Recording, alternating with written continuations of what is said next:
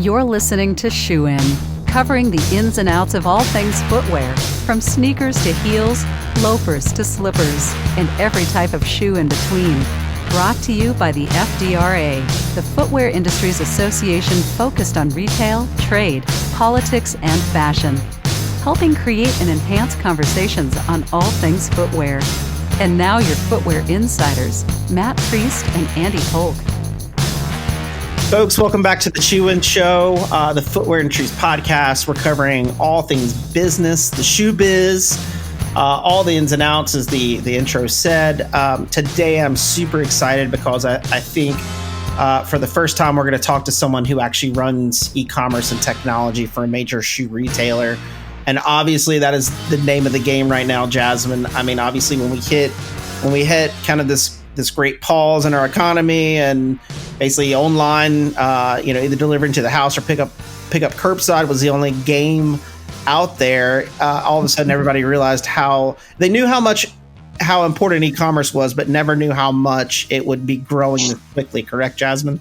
Yeah, for sure. I think we've seen a lot of e-commerce brands really grow during this time. So very interested in what our guest has to say for today. Yeah, and our guest is Kent Zimmerman. He's the vice president over e-commerce and consumer technology at Shoe Carnival. So many of our loyal listeners know the great Cliff Sifford, the CEO of Shoe Carnival, has been on several times. Cliff claims that he has the number one most downloaded podcast of Shoe and Show. He's probably right. I feel like he does a good job of sending it around the company and around the industry to listen to what he has to say, which is he's a smart man in that instance. But he's also, Cliff's one of our leaders at FDRA and in the industry, and very thoughtful in all things. And I know he's assembled just a fantastic team there. So Kent, welcome to the show. We're really glad to have you. Thank you, Andy. Thanks for having me. Yeah. So Kent, right off the bat, let's talk about maybe 15, 20 years ago, there was no such thing as shoe e-commerce. So what's your shoe story? Were you working in the industry and you kind of evolved into this role, or are you new to the industry, or what's your kind of background? What's your shoe story? Sure. So, yeah, you're right. It goes back about 20 plus years, wow. I suppose. Dating myself maybe a little bit, but so I was working in manufacturing. So I was working for RCA here in the U.S. Okay. In Indianapolis, and I get a call from a recruiter for Finish Line. They're starting up their e-commerce business, and they need somebody who understands what we probably called e-commerce back then, right? And that's kind of what I was doing at RCA. So, I talked to them. I love the company. I'm very upfront. I'm like, guys, I don't have a retail background. I do not have a footwear background. Right. They said, you know what, we can teach you all that stuff. What we can't teach you is what you are bringing to the business. So it was a great time to jump into eComm back in 2000. So. I learned a lot about the footwear business from the guys who started that company, and it was a great time to be there.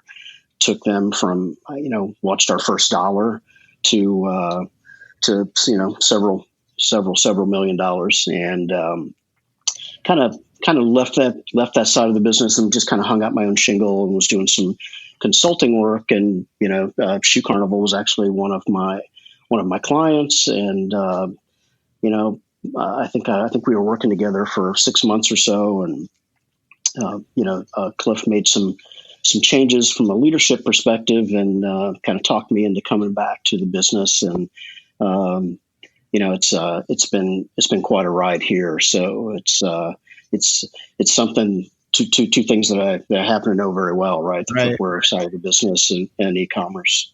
That's very cool, because I think you could probably see the entire arc from where we went. I mean, I feel like back in 2000, the internet was AOL almost, and then today it's kind of Google oriented in a search sense. I'm sure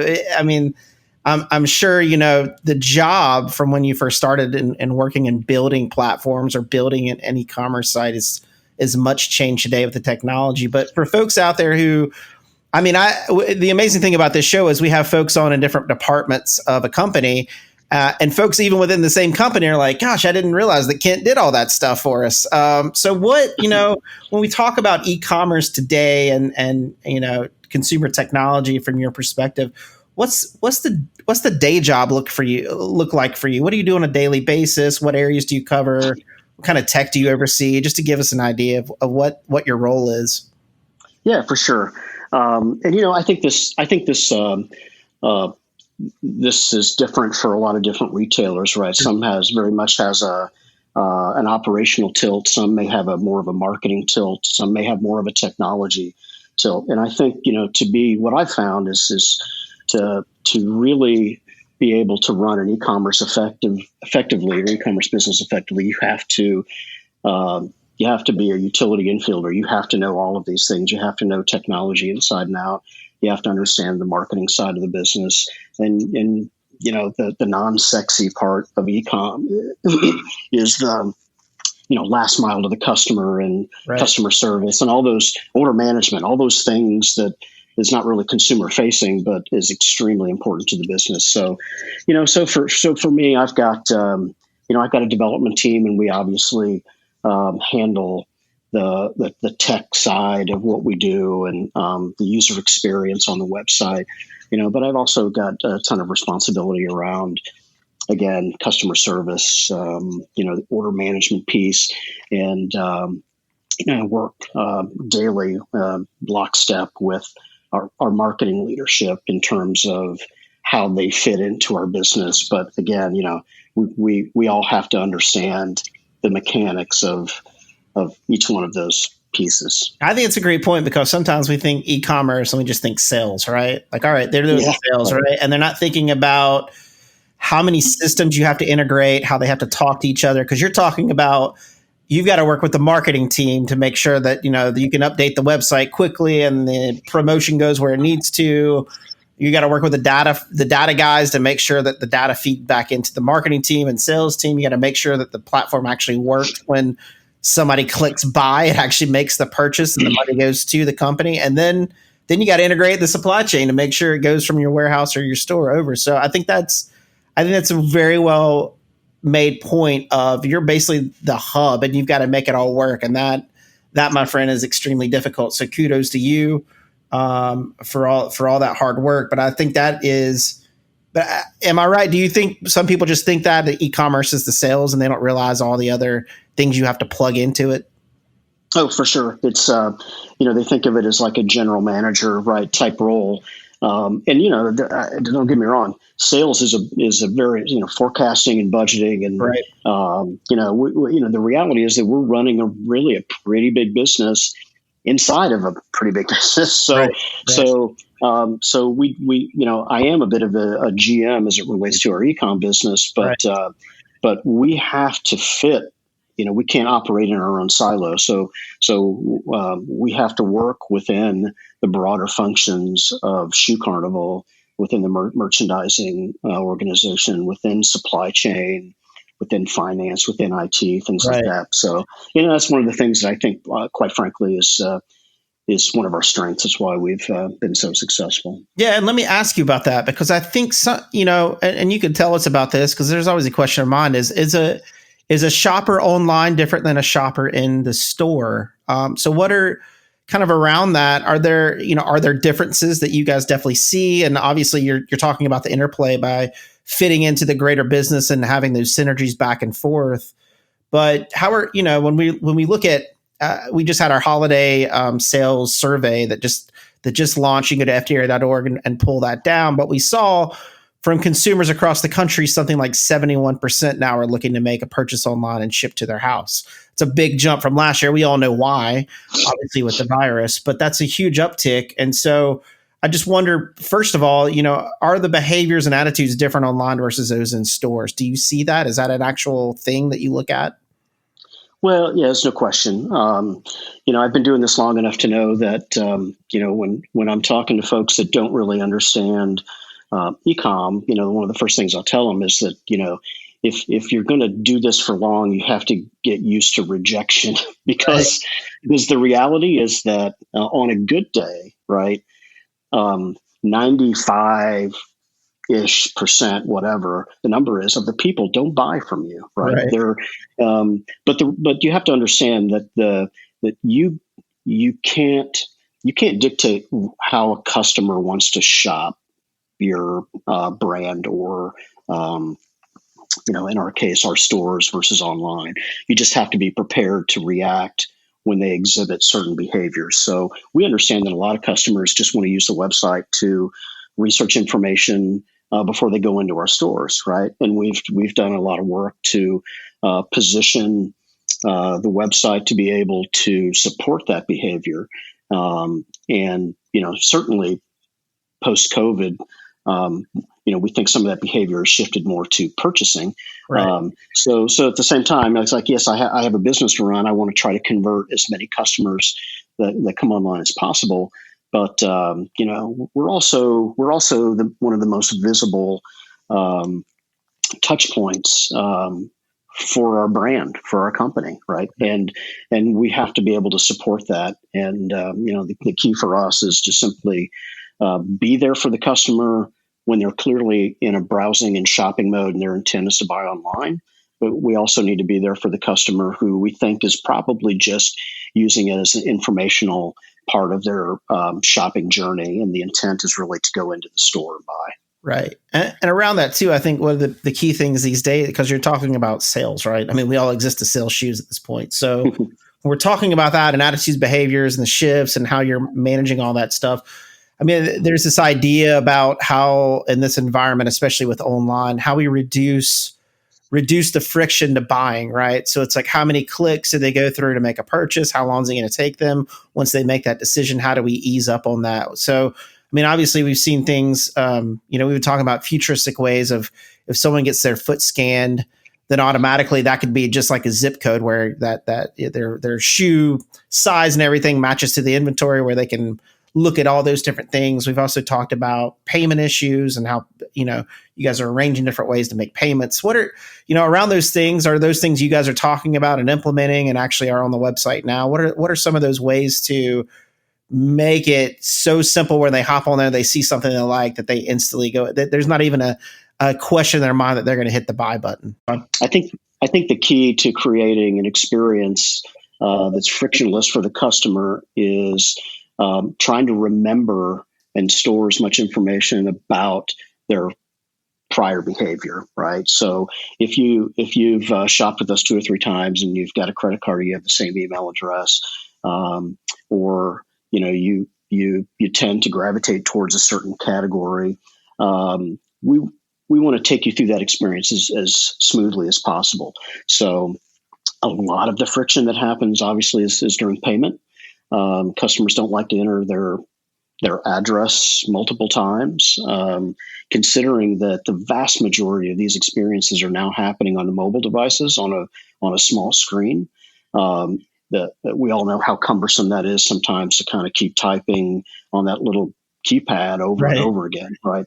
So we try to. That's where a lot of our effort has been, is trying to think about mobile first experiences. And what is it like for us as consumers when we're on Amazon or on Walmart, or we're on even a different type of retailer. So, to that end, we've obviously expanded some of our payment methods. PayPal obviously makes it very easy. If you're a common PayPal user, it's super fast to get through our site. We've implemented some extended payment technology with Klarna that we think is really going to start taking off in the U.S. more and more from a retail standpoint, and we're seeing some fantastic adoption rates across that. So wherever we can identify and reduce friction on the site, we have to do it, right? Because there's no cashier, there's no associate for anybody to talk to. Right.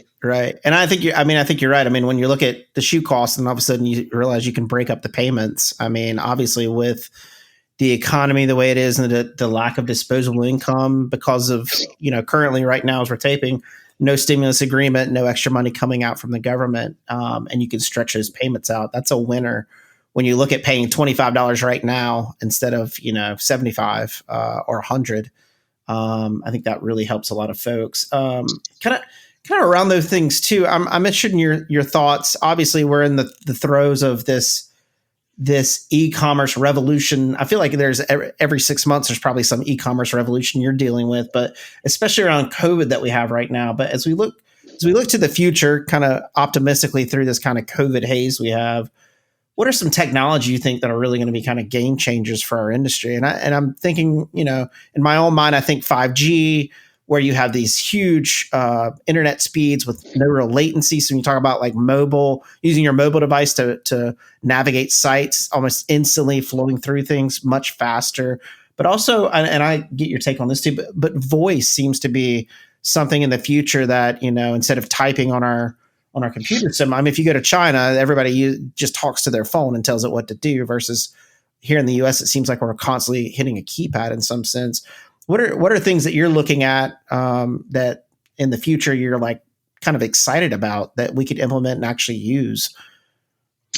Yeah, I think I think for the most part, mobile is driving a lot of the technology decisions we're making. Right, I over the last few years, we've obviously seen a huge shift in the number of customers who come online on a mobile device, right? It presents some challenges, right? Obviously from the screen size, but I think it also presents opportunities from an ability to understand where that customer is in relationship to our markets, our stores, and you start looking at things like voice. I think you made a good point there. I don't know that voice is where we're at today in the U.S. is not maybe where they're at in Asia, or maybe where they're at in Europe. But I think it's getting there, right? What I've seen over the last couple of years is a lot of the eComm. Some eComm technologies popping up saying, hey, more and more people are going to search your site using their microphone. And I think maybe they're out in front of consumer behavior a little bit. And I think the key for us is to understand what's the right time to jump on that wagon, right? Because I think it will get there, but you can't be too far out in front of consumer behavior, because at that point, it kind of feels like a hammer looking for a nail, right? Right. But I believe, as more people are used to using Siri and Google, voice on their phone, that's going to extend to the actual shopping process. Right. And again, I think if we're going to invest in anything from a technology standpoint, I think it's going to be around mobile, and especially as you see 5G, right? So 5G obviously not everywhere. It's still kind of taking off, but speed is kind of the biggest issue we have to deal with when we're talking about the mobile customer. So that's really where we're thinking right now. Like, how can we make it super fast for the customer, right, to get through the site, and how can we make it easier for them on the small screen? Right. Well, if you guys were going to do a voice activated system like Alexa does, or with Amazon with Alexa, and now everybody's devices are going off. I didn't mean to do that, but you should definitely. I got a name for you, Cliff. Maybe you can activate Cliff on the Shoe Carnival. Hey, Cliff, buy me a pair of shoes. Let me ask you too around, because all this new technology you guys are implementing, and like I said, I feel like every 6 months there's some change or shift or some new thing that either you're obviously you guys work with a lot of software companies are upgrading or adding something new.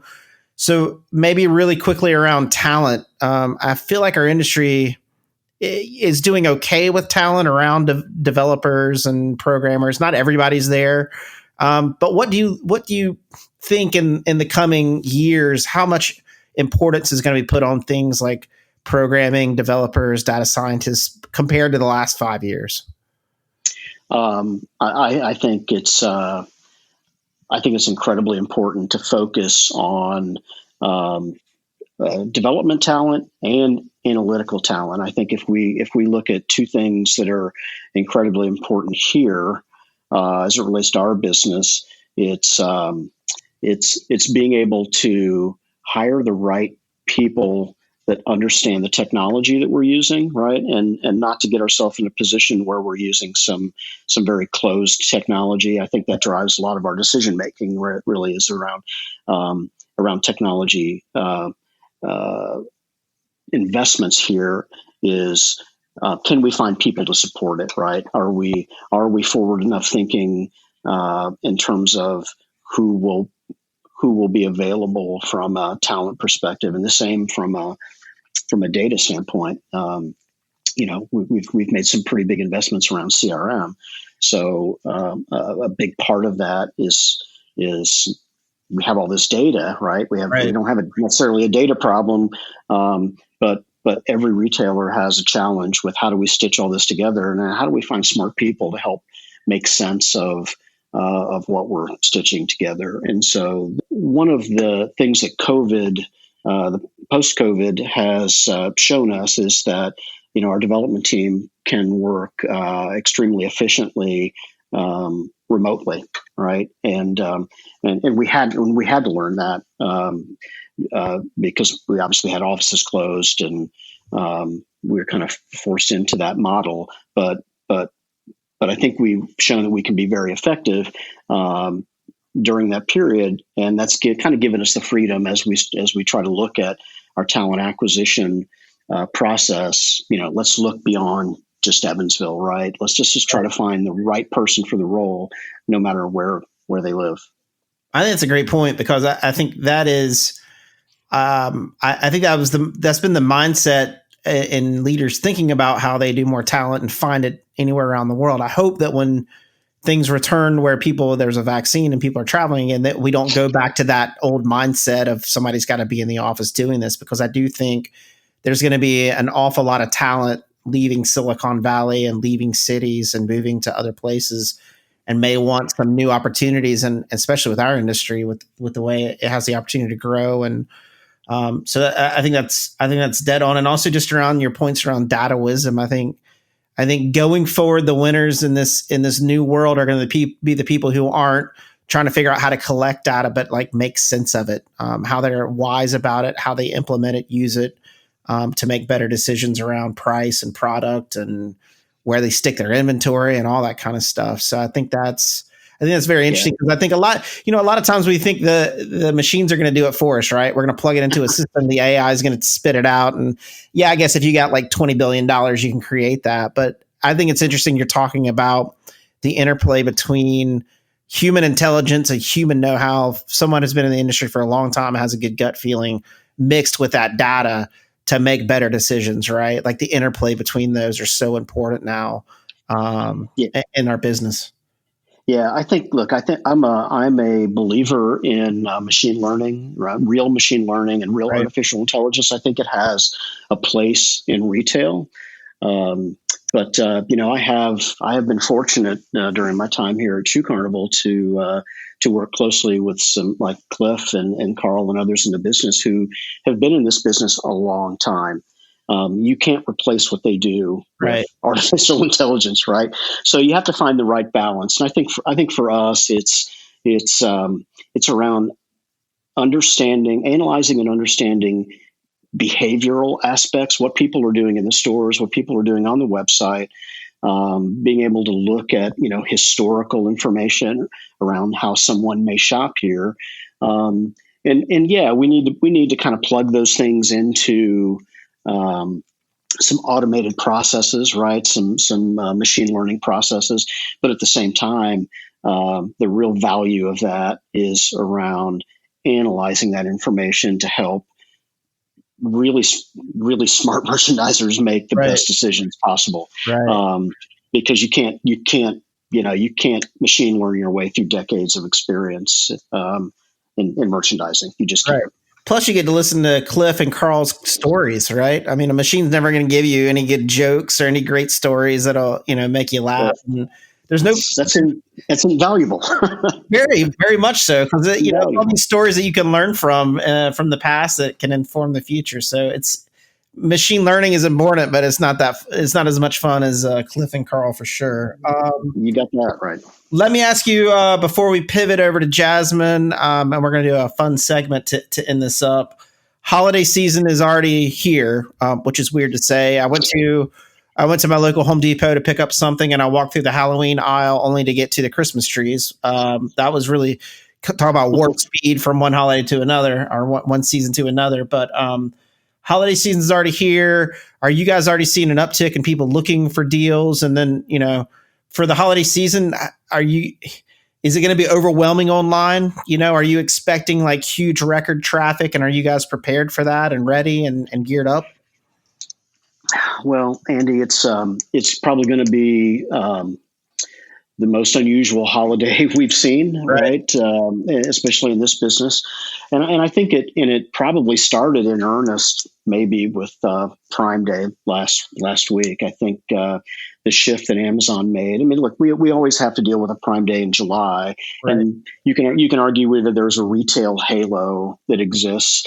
I think we definitely saw a bit of a halo, and I think if you look at some of the articles that are out there talking about the effect of Prime Day in October, you'll see that there probably was a little bit of a halo effect. And I think for the most part, what you saw and what you see in October from a purchasing behavior standpoint is a little pre-holiday shopping, or a lot of pre-holiday shopping.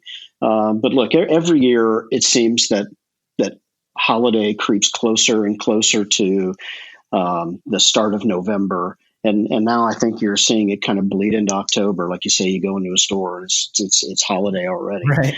So we're preparing ourselves for a robust holiday online, as we would any other year. Certainly, the pandemic has created some scenarios that we've got to try to build some contingencies around. I think we're prepared online. What we don't really know is how many consumers who would normally go into a store. They enjoy the Black Friday experience. They enjoy going into the store and shopping for deals. How many of those consumers are going to shift online? It's obviously there's going to be a shift. We just don't know the size of the shift. So I think the key for us for a successful holiday, look, we're prepared obviously from an inventory standpoint, from a merchandising standpoint, and really it's just about building contingencies when we start to see the behavior. And again, it's going to be an unusual holiday in retail. But again, I think being nimble and being able to react to behaviors that we see as we get closer to Black Friday and so forth is going to be key. Great. I think well said again. Jasmine, I'm going to have you jump in real quick and we can do a quick segment. And, what's the segment we're doing today with Kent? So today we're going to do our world famous What You Got, What You Getting. And for any of those who do not know, and for Kent, it is explaining what we have on our feet currently and what we're excited about purchasing in the near future.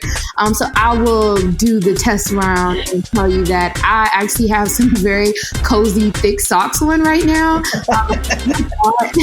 that I would care about or rotate my footwear in the house, but I've switched over from my slippers to more like thick socks right now.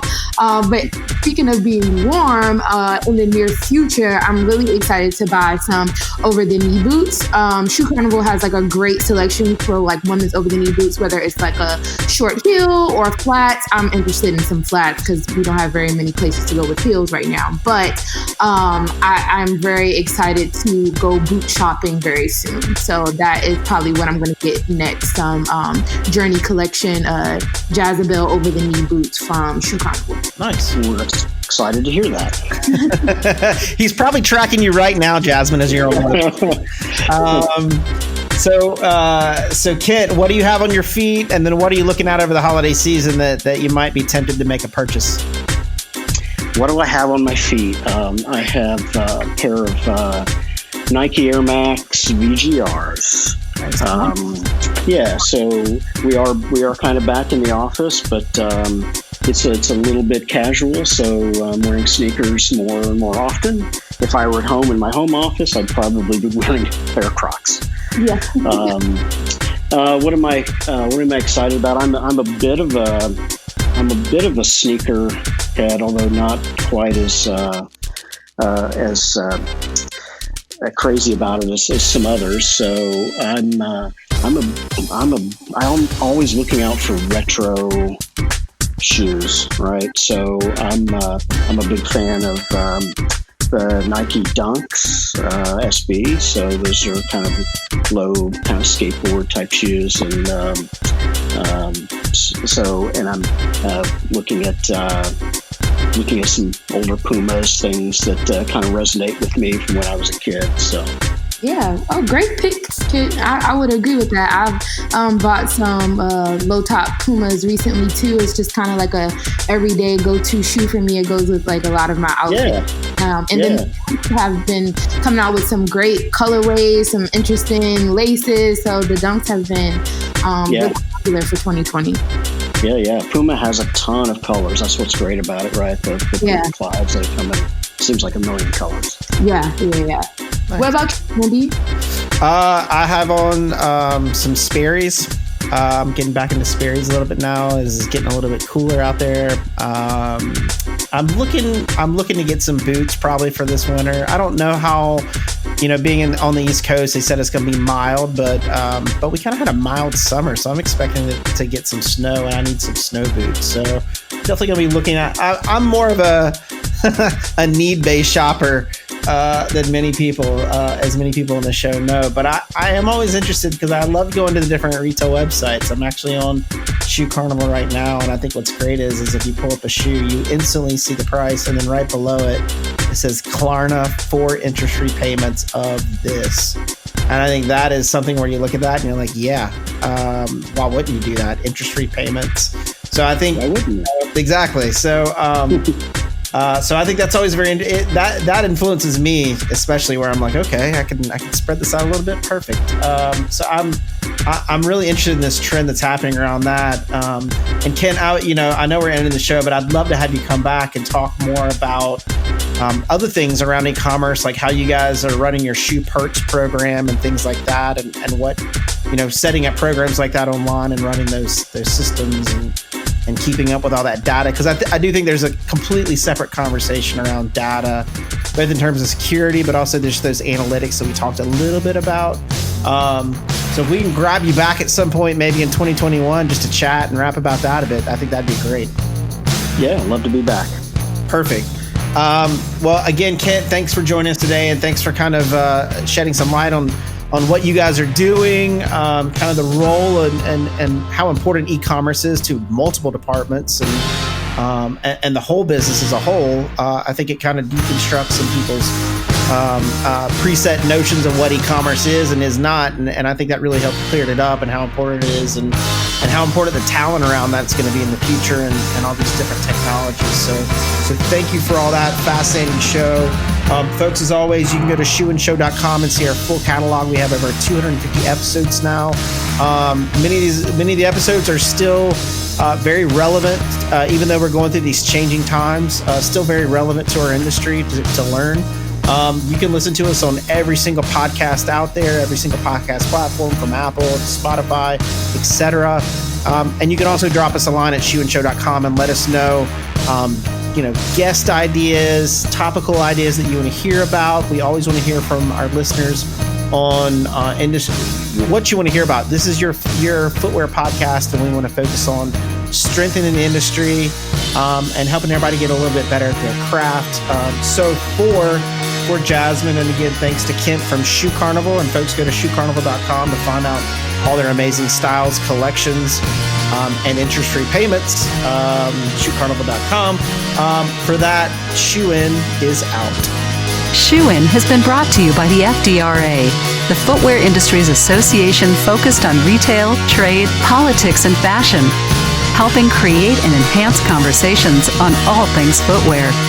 For information about FDRA, visit fdra.org.